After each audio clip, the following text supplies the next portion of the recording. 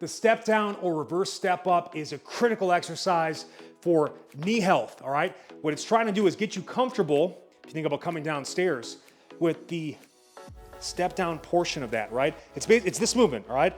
This movement, by the way, for a lot of people, that's where they get a lot of knee pain. And what it is, think about it, this is actually, as you step down and do it properly, transferring kind of from more mid-foot heel to toe, all your body weight is coming to your knee where it's way over the toe. This is actually a stressful joint angle.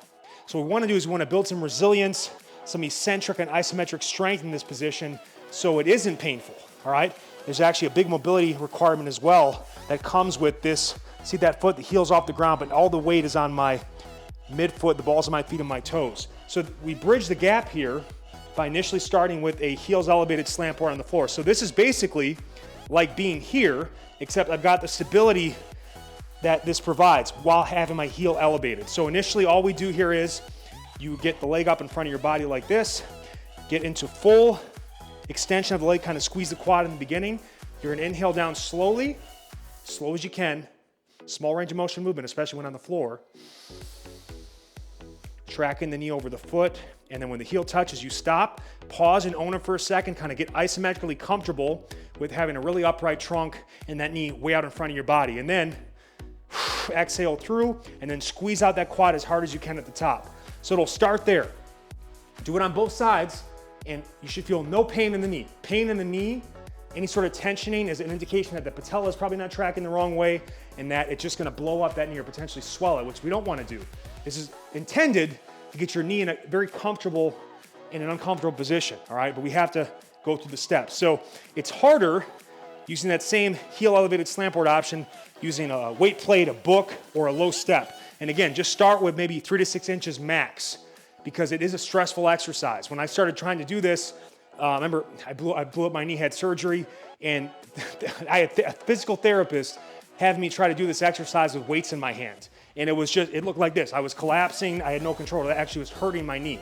So body weight only, or even a stick into the floor like this to self-assist is a nice option in the beginning if you need it. I'll just show it first, just for that little extra stability. And again, tracking the knee over the toes, all right? And Naomi's gonna show the front angle on this too, so start from the side. So I'm gonna get here, and actually I'd recommend, especially if you elevate, start here. So that like, if it hurts already, like with this foot heel on the ground, if it hurts this knee and you don't feel like you have it, then that means it's too high, all right? But start here, exhale up, and then slowly,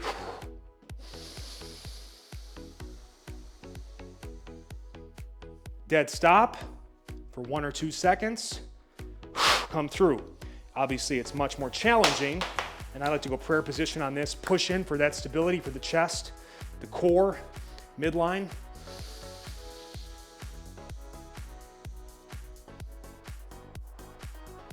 All right, dead stop, come right back up. And again, coming from the front, this is what we don't want. If you're coming down and it's going like this, like that knee is all over the place, no, we want to actually track it right over the big toe and the second, third toe. That's exactly where we want that knee to go.